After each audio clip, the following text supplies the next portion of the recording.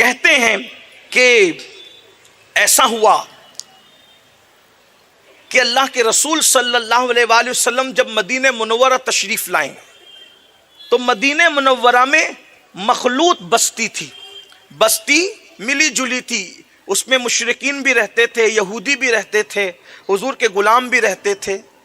تو یہودی تو بہت کٹر قوم ہوتی ہے، یعنی انتہائی بدترین قوم۔ دنیا میں یہود سے بری کوئی قوم شاید دنیا کے نقشے پہ ظاہر ہوئی ہو۔ نبیوں کو قتل کرنے والی، جھوٹ بولنے والی، اللہ کو گالیاں دینے والی، ایک ایک دن میں 70 نبیوں کا قتل کیا ہے اس قوم نے، جس کو یہودی کہتے ہیں، جس کو آپ اسرائیل کہتے ہیں نا، یہ قوم یہود بہت بدترین قوم۔ اگر آج ہی کسی کو ستا رہی تو ان کی یہ کوئی نئی تاریخ نہیں ہے، یہ بڑی جو اپنے نبیوں کو قتل کر دیں، جو نبی کی ماں پر زنا کا الزام لگائے، یہ وہ قوم ہے۔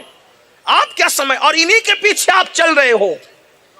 یہ آپ جو میوزک، گانا، سٹا، جوا، شراب، یہ کس کا؟ انہی کا دیا ہوا ہے، یہ انہی کی مہربانیاں ہیں۔ مسلمان کا یہ تو کام ہی نہیں تھا، مسلمانوں کا یہ کام نہیں تھا۔ تم یہودیوں کے طریقے پہ چل رہے ہو، جسے قرآن مغضوب کے لقب سے یاد کرتا ہے، کہتا ہے کہ یہ وہ لوگ ہیں جن پہ اللہ نے غضب کیا۔ پورے قرآن میں سب سے زیادہ اگر کسی قوم کے عیب اللہ نے بیان فرمائے ہیں تو وہ قوم یہود ہے، اور ہم انہی کے راستے میں چلیں، ورنہ مسلمان ایسے نہیں تھے۔ اور اللہ کے رسول علیہ السلام نے یہ بھی فرمایا کہ یہودیوں نے جو کیا میری امت وہ کام کرے گی۔ اور یہاں تک فرمایا کہ اگر کسی یہودی نے اپنی ماں کے ساتھ زنا کیا ہے تو میری امت کا کوئی فرد بھی اپنی ماں کے ساتھ زنا کرے گا۔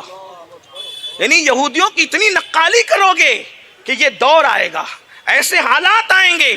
مسلمانوں اپنے بچوں کو یہودیوں سے آگاہ کرو، نصارہ سے آگاہ کرو، مشرکین کے شر سے آگاہ کرو، دین پر جیو، دین پر، اس لیے کہ دین سب کچھ ہے۔ اور یاد رکھنا یہ جو دماغ میں شیطانی وسوسہ ہے کہ مسلمان ہے اس لیے ترقی نہیں ہوتی، دین پر اس لیے ترقی نہیں ہوتی، نادان، دین تجھے ترقی سے روکنے نہیں آیا تھا، ورنہ دیکھ عرب کے سیرا نشینوں نے جب دین کا دامن پکڑا تو اسی دین کے دامن نے انہیں کیسر و کسریٰ کا تاجدار بنا دیا۔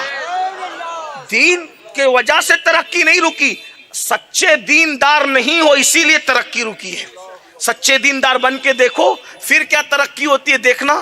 تو کہتے ہیں کہ یہودیوں کی بستی تھی، اور عشق جو ہے، عشق کسی کی میراث نہیں۔ ایسا نہیں ہوتا کہ عاشق کا بیٹا بھی عاشق ہو، ایسا نہیں ہوتا کہ عاشق کا بیٹا بھی عاشق ہو۔ باپ عاشق ہوتا ہے سعد ابن ابی وقاص، اور بیٹا غدار عمرو بن سعد ہے نا۔ تاریخ میں اس کے دو نام آئے، دو طرح سے، عمرو بن سعد بھی پڑھا گیا اور عمر بن سعد بھی پڑھا گیا، ٹھیک۔ باپ ایسا عاشق، احد میں حضور پہ تیر آتے تھے تو اپنے سینے پہ لیتے تھے، باپ ایسا عاشق۔ بیٹا ایسا غدار کہ کربلا میں پہلا تیر خود چلا رہا ہے، یہ دیکھیے، دیکھ رہے ہیں۔ پھر باپ اتنا گستاخ کہ آیت آ رہی ہے، بلکہ پوری سورت آ رہی ہے مذمت میں، تبت یدا ابی لہب، اور بیٹا ایسا عاشق، اللہ اکبر۔ بلکہ بیٹی، بیٹا نہیں بیٹی مسلمان ہوتی، عاشق بنتی ہے، عشق کرتی ہے۔ باپ گستاخ غدار ابو جہل، بیٹا عاشق اکرمہ ابن ابو جہل۔ تو یہ میراث میں نہیں ملتا، عشق وراثت میں نہیں ملتا۔ اللہ جس کے جنتی ہونے کا فیصلہ کر لیتا ہے اسے دولت عشق سے مالا مال فرما دیتا۔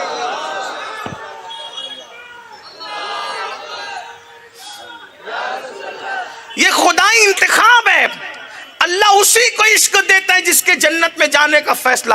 اور یاد رکھنا یہ آسانی سے نہیں مل، یہ کوئی بازار میں خریدنے کی چیز نہیں ہے، یہ دارالعلوم میں پڑھنے کی چیز بھی نہیں ہے، نہ یہ دارالعلوم میں پڑھ سکتے ہیں آپ، نہ بازار سے خرید سکتے ہیں آپ، نہ مسجد سے حاصل کر سکتے ہیں۔ یہ قدرتی طور پر خدا کا عطیہ ہے، اللہ کی عطا ہے، خدا جسے چاہے عطا کر دے۔ کوئی جنگل میں بیٹھے ہوئے کو بھی عشق مل جاتا ہے، اور کسی مسجد میں بیٹھنے والا بھی عشق سے خالی نظر آتا ہے۔ تو بات کو طول نہ دیتے ہوئے سمیٹتے ہوئے عرض کرتے ہیں کہ یہودیوں کی بستی تھی، اس یہودیوں کی بستی میں ایک چھوٹا سا بچہ تھا۔ جب مسلمانوں کے ساتھ اللہ کے رسول علیہ السلام، بلکہ وہ خیر القرون کے مسلمان جنہیں ہم صحابہ کہتے ہیں، ان کے جھرمٹ میں حضور جاتے تھے، اس بچے کی نظر پڑ گئی، ننھے سے بچے کی نظر پڑ گئی، یہودی کا بچہ تھا، ننھے سے بچے کی نظر پڑ گئی۔ بچے نے دیکھا، بچہ حضور پہ شیدا ہو گیا، حضور سے پیار کرنے لگا، حضور سے عشق کرنے لگا، حضور سے محبت کرنے لگا۔ آپ کہیں گے بچہ حضور سے عشق کرتا ہے؟ میں نے کہا بچہ آپ سے جانوروں نے بھی عشق کیا ہے، پرندے اور جانوروں کے پاس تو جان ہوتی ہے، یہ بھی ٹھیک ہے، سوکھے ہوئے تنے نے بھی میرے آقا سے عشق کیا ہے، پتھروں نے بھی میرے آقا سے عشق کیا ہے۔ ارے وہ کون سی چیز ہے جس نے حضور سے عشق نہیں کیا؟ واللہ ایسی ہستی جس سے کھجور کا تنا بھی عشق کرے، پتھر بھی عشق کرے، زمین بھی عشق کرے، آسمان بھی عشق کرے، چاند اور سورج بھی عشق کرے۔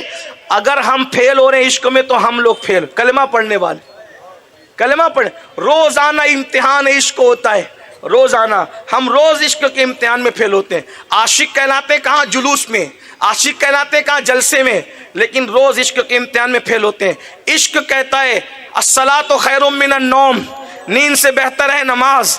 نفس کہتا ہے نیند بہتر ہے۔ بتاؤ کس کی سنتے ہو؟ روزانہ امتحان عشق ہے، عشق کے امتحان میں روزانہ ناکام ہو رہے ہو۔